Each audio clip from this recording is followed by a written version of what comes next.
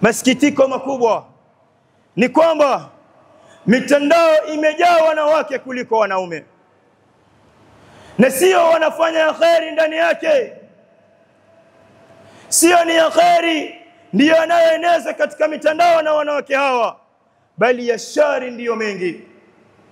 Bali mwanamke, dini ya Uislamu imemweka daraja gani? Mwanamke hafai kujitokeza mbele ya wanaume, hata ikawa mwanamke huyu analingania na kutoa mawaidha. Anatoa mawaidha mwanamke mbele ya wanaume, mbele ya mitandao. Sheria haijamruhusu mwanamke huyu awe amesoma atakavyosoma. Kama ni kutoa durus na kufundisha, afundishe wanawake wenzake.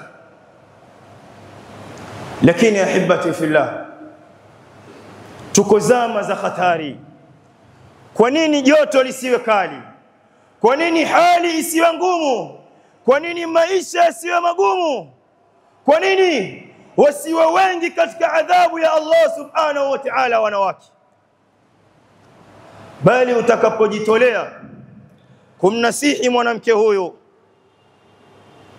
na kumwambia unachokifanya ni haramu,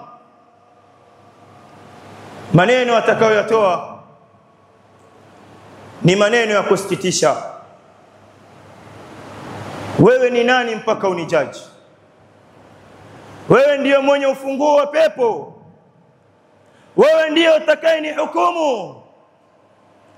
Tambua ya kwamba hawa wanadamu ndiyo mashahidi wa Allah subhanahu wa ta'ala katika mgongo huu wa ardhi. Tambua yale unayoyafanya machafu katika mitandao, utakwenda kula hasara mbele ya Allah subhanahu wa ta'ala.